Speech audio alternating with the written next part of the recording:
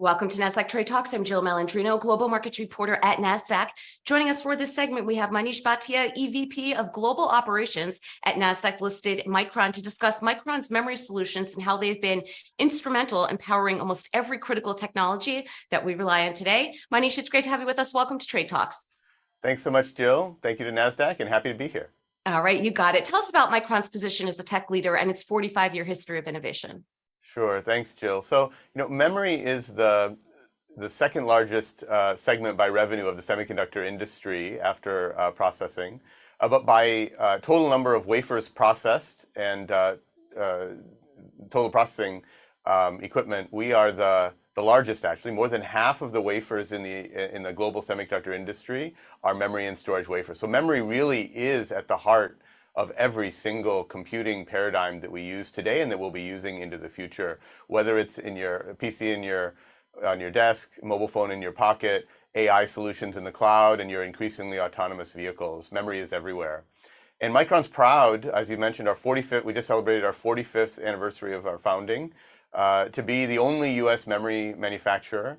And we actually also are the world's technology leader in both DRAM memory and NAND flash memory solutions, about a year ahead of our Asia-based competitors. And we're excited to be able to make sure that we can maintain that leadership, because as you know, in semiconductors, it's all about technology leadership. We move through technologies faster than any other industry, and memory faster than any other segment within the industry. And so we're proud to be leaders in the industry. We're proud of the 54,000 patents that we've generated and donated to revealed to the scientific community worldwide, and look to continue that innovation moving forward.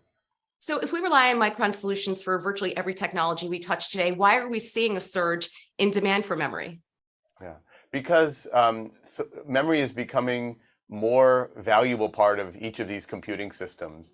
If I go back to the year 2000 and the PC and internet era, memory and storage were about 10% of the global semiconductor industry revenue. But as we moved into the smartphone era about 2010, that percentage share doubled to about 20%, because memory and storage became much more pervasive and a larger component of the technology stack in our mobile phones. And then the cloud era came, and now the big data and AI era, and memory is even more central. Just to give you an example, a single NVIDIA GPU system today can have as many as 100 advanced memory chips as part of that system. So really, memory is becoming a larger part of the computing stack.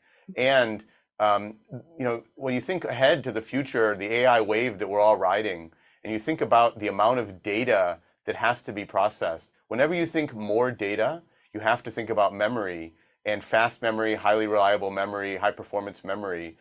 The larger and larger the data set that the AI engine is able to search and the algorithms run on, the more accurate the insights are, the more valuable the insights are, and the more transformational the solutions can become. Right, and Manish, you've explained to us how Micron's memory solutions have been instrumental in powering almost every critical technology that we rely on. What differentiates Micron solutions?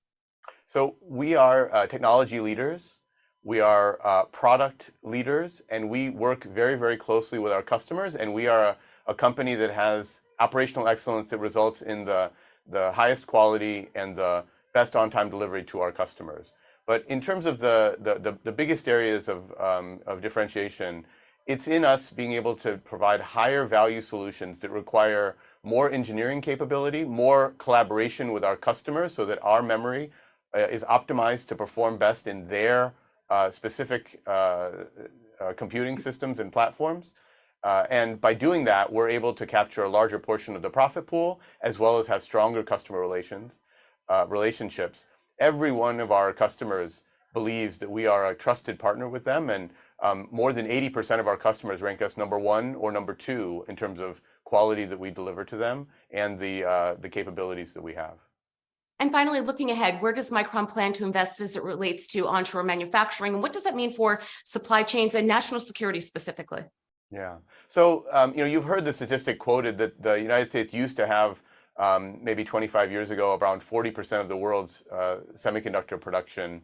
And that number has dropped to a little bit more than 10% now.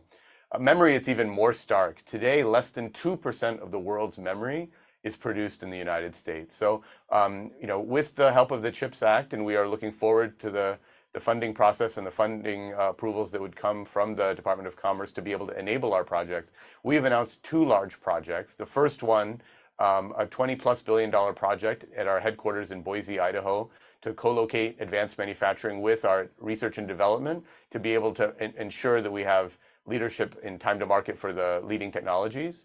And then the mega scale project that we've announced is more than $100 billion of capital investment over the next 20 years outside of Syracuse, New York, in a town called Clay, New York, that we are very excited about. These 2 projects together will grow that 2% number towards 15% by 2040. Still not, it's probably not enough, but it's a major step towards being able to create the supply chain resiliency we need for memory for all those applications that we use, whether they're for aerospace and defense, automotive, computing, mobile, data center with AI solutions. For all of those, we think that Micron has a good plan, and we're hopeful the Department of Commerce will support us. We've been partnering with both the Idaho community and the New York community, universities in the Northwest and the Northeast to be able to increase the workforce pipeline to support these projects. We've announced a number of K through 12 education projects, including a $10 million contribution over the next 10 years to the STEAM school in Syracuse, New York for K through 12 education. And we're partnering with labor and workforce diversity and diverse sourcing to try and really make sure that we can ensure that out of all these great investments, that the rising tide of them can carry all boats forward. Yeah, that's remarkable what you're doing with the education system there. Manish, appreciate the insight. Thanks for joining us on Trade Talks. I'm Jill Malandrino, Global Markets Reporter at Nasdaq. Thanks a lot, Jill. Take care.